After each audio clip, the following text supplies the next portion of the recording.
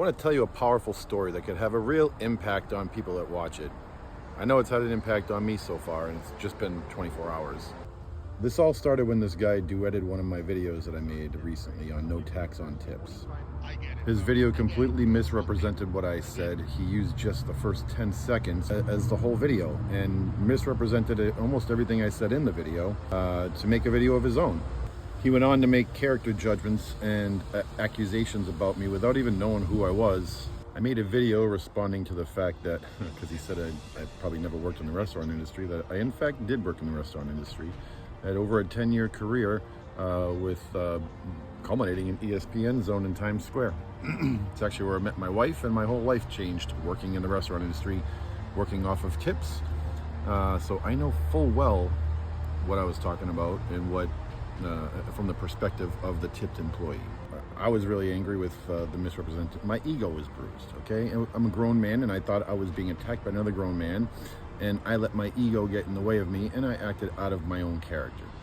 Jumping in on his comments and jumping in on everything everybody was saying, and really kind of acting childish, I admit it. I went back the next day to check the comments, and I saw that the posts were pulled down. So I messaged him, and I asked, "Why did you pull the post down?"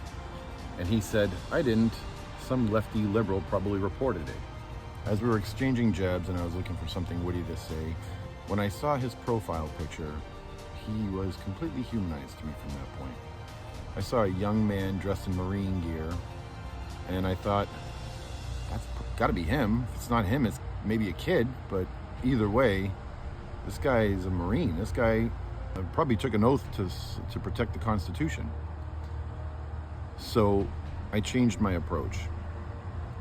Put the phone down, took a little while, took a break, went and touched some grass, then picked the phone back up and asked, "Were you a veteran?" And he replied, "I was." And I thanked him for his service.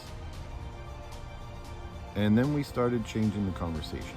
We switched from a no tax on tips to, what is your stance on ICE deporting former U.S. combat veterans?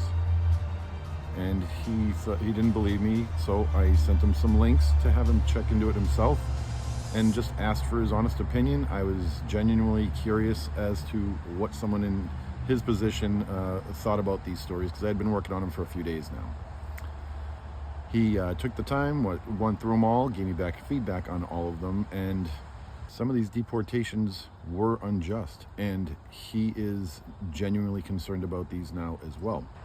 We went back and forth, and I was able to admit to him that under the Obama administration, he got the nickname Deporter-in-Chief because he was deporting veterans and deporting people and skirting due process. And I admitted that was a stain on his administration, and I also admitted that I really didn't know that veterans were being deported until just recently, hence the outrage.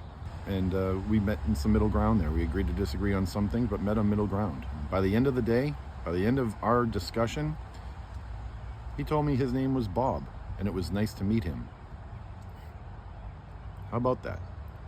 I screenshotted every portion of this conversation, left nothing out so you can freeze frame and read. But I think in 2025, this type of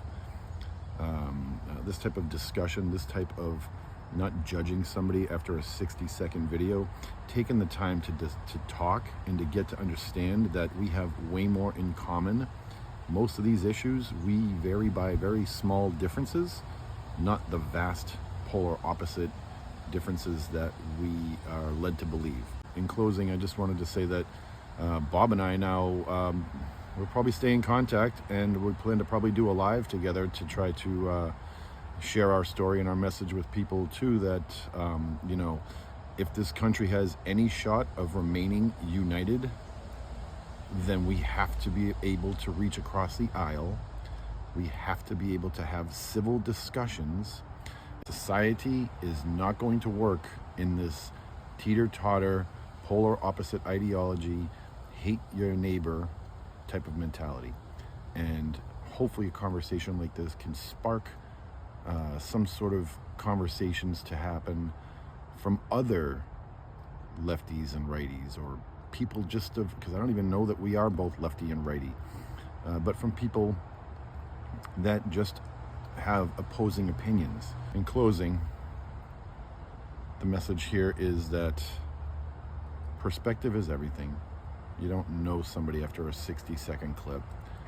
So take the time, watch the whole video, listen to what they're trying to say, because believe it or not, most of our messages are very similar, just coming from different perspectives.